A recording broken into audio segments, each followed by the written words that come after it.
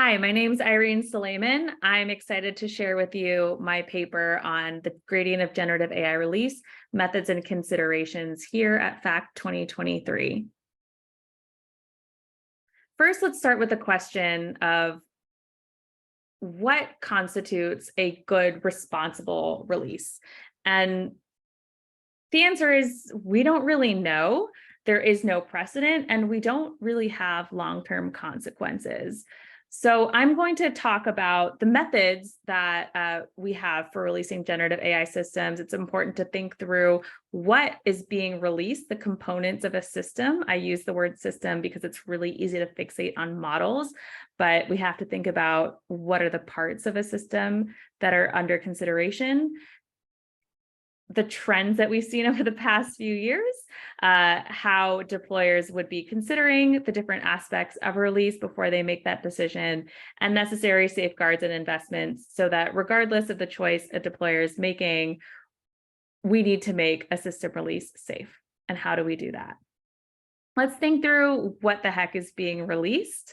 And I break down system components in this paper. You can see by my incredibly artistic rendering here, a big focus is on that model itself, but we also have to consider the different components that all lead to what makes a model work. I create this framework for 3 different system components, from the model itself, like model weights, to what I call risk analysis components, like training data that people can look into to understand, for example, biases, and then what I call replication components, like a technical paper that shares how a model was built. These, of course, are strongly overlapping with each other, but I think it's important to make that distinction that a system is made up of many parts. So now let's get into the meat of the gradient itself and what are the different options for releasing a generative AI system. I think there's been too much of a binary between open and closed, but I give this proposed framework of a spectrum of options, this gradient, where all the way to the leftmost option, closed, no access, if we go all the way to the end, the most closed systems are the ones that we don't even know exist. And there are reasons that people would fully close a system, such as only doing research internal to a deployer organization. You have the most risk control in that situation, as opposed to all the way to the right in the green and the fully open. There's also some nuances here. The most fully open system has the best level of detail and transparency. Everything is fully open to the public, nothing is gated. And this gives you a lot broader perspectives, a lot of researcher access, but less control because people on the internet can do weird things sometimes. In the middle zone is where we see some of the more popular systems in use today, like Midjourney or DALL-E 2. This is they are both being used under what I would call hosted access. This is all determined by how the system was released itself, although DALL-E 2, I believe, has an API now.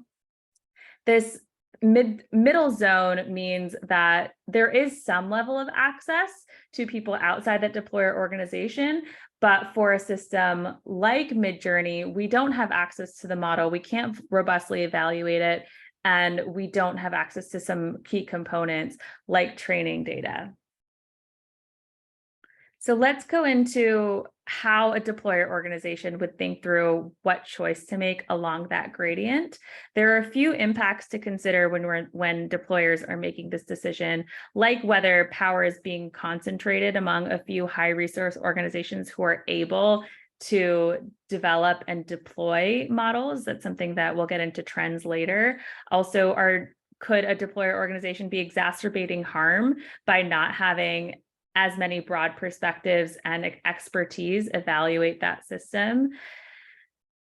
If a system is more accessible, are malicious actors given access to it? Is there a higher risk of malicious and misuse? Can a system be auditable in a meaningful way from different expertises? And can a deployer organization be held accountable for the impacts of that system once it's deployed? There are many value judgments, normative value judgments throughout these gradient of options. In the middle, we saw that from hosted to API to downloadable, systems can be gated, and there are judgments on to whom are you gating this system, especially when you're thinking about researchers. What constitutes a researcher, and how do you make that system accessible to them? Of course, these categories also are strongly overlapping. I find it helpful to think through parallel lessons. A popular parallel that is not one-to-one because functionalities differ is with open source software. A part of the argument for open source is because you get those broader perspectives. But when we think about generative AI systems, we have to think, what does accessibility mean, especially for people who may not have experience with generative AI systems, who may not have a strong computer science background or the computing infrastructure to locally run a system. We have to think about, what does dangerous or malicious mean to different groups of people, and how do we balance tensions as an AI community? So let's look at the past trends in releases since 2018. I first mapped out different large language models across parameter size, and we see larger parameter count models being more closed over time. We also see across different modalities, GPT-2, which I led at OpenAI, the staged release in 2019, was an inflection point for models being increasingly closed, especially as there's been an explosion in models since 2021. A lot of the closedness is coming from bigger tech companies, and openness is coming from Meta is the exception here, but otherwise companies who are founded on transparency and openness. An example that I give in the paper, I think there's a lot of consideration of risk being about the capability and often the parameter count of, for example, a language model, but it's also important to consider the content that the model is outputting. So GPT-4chan is a case study of a model not necessarily being particularly capable. This was a fine-tuned Eleuther AI GPT model, 6 billion parameters, that itself was not the most powerful model, but was trained on incredibly toxic content. And that's part of why so many organizations, including Hugging Face, chose not to share this model. So what are the types of investments and safeguards that people can take to make releases safer? I list out some of the technical tools that have been used already, but also have been researched. There are we are reaching diminishing returns, especially as models get more capable. They become harder to detect.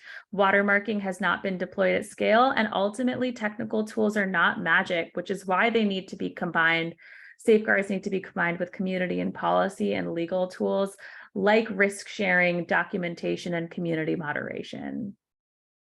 I also list out necessary investments. There are different groups of actors who can take action.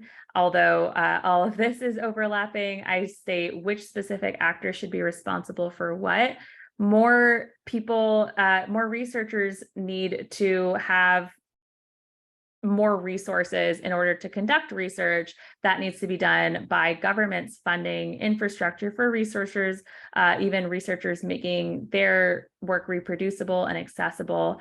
There needs to be more training, not just for ethicists and social scientists to engage with the computer science aspect of generative AI systems, but also for computer scientists to engage with the social science aspect. And everybody needs to be prepared for risk, whatever that means for that modality and time period. I hope this framework can be a helpful way to envision and better visualize options for release, the methods for safeguards, and how we can consider responsible release moving forward. It is not a binary discussion. There's a lot of nuance, and we need to better understand the landscape. Thank you.